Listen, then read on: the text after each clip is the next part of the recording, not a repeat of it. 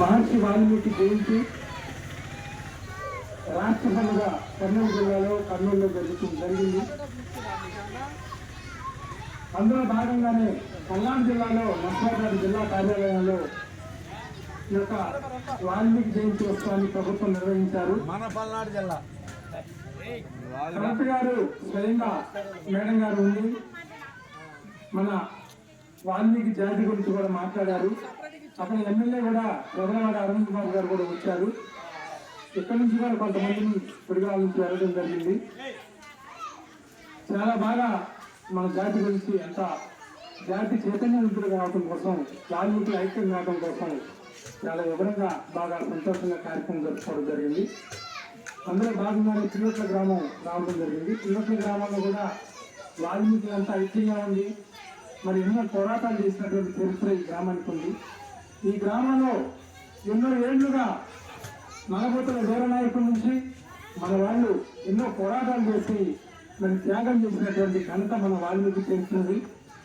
వాల్మీకుల యొక్క ధైర్య సాహసాలు మరి మాట ఇస్తే తప్పకుండా ఉద్యమించేటువంటి ఎంతో మంది నాయకులు అమరులైనటువంటి పరిస్థితి.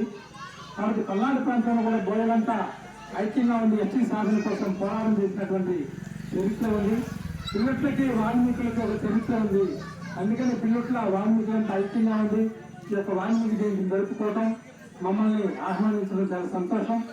మరి రాగానే మీరందరూ కూడా కలిసి ఉండి కార్యక్రమాలు జరుపుతున్నందుకు మీ అందరికి కూడా పేరు పెట్టిన ధన్యవాదాలు తెలియజేస్తూ, యువత రాబోయే కాలంలో చదువుకుని యువత ఉన్నారు. యువత చేతులలో ఏదైనా ఉంటుంది. రాబోయే కాలంలో మన ఉద్యమాలు ఏదైనా చేపట్టినప్పుడు యువత అంతా కూడా పాల్గొని మనం చేసేటువంటి ఉద్యమాలకి పూర్తి స్థాయిలో మద్దతు ఇవ్వాలని, అందరూ కలిసి ఉండాలని చెప్పేసి కోరుకుంటూ, మళ్ళీ మోర్జంపల్లిలో కూడా కార్యక్రమం ఉంది.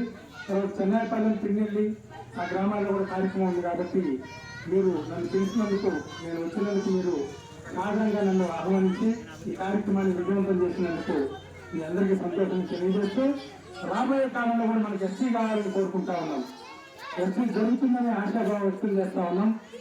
మరి పల్నాడు ప్రాంతంలో అనేక ఉద్యమాల ఫలితమే నాకు ప్రభుత్వం గుర్తించి వాల్మీకి బోయ కార్పొరేషన్ రాష్ట్ర డైరెక్టర్గా నాకు ఇవ్వటం అనేది జరిగింది. అది మీ అందరి యొక్క అభిమానం, మీ అందరి యొక్క సపోర్ట్తో నాకు ఈ యొక్క పదవి రావడం జరిగింది.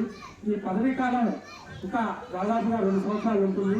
కాబట్టి వాల్మీకి కార్పొరేషన్లో కనుక నిధులు కేటాయిస్తే ఆ నిధులు అన్ని గ్రామాలకి, మన వాళ్ళ పేదవాళ్ళకి కంపల్సరిగా నిధులు మరి ఉపయోగపడేటట్టు నేను చేస్తానని చెప్పి తెలియజేస్తూ, నాకు అవకాశం ఇచ్చినటువంటి మీ అందరికీ కూడా ధన్యవాదాలు తెలియజేస్తూ, జై వాల్మీకి, వాల్మీకుల ఐక్యత, వాల్మీకుల ఐక్యత,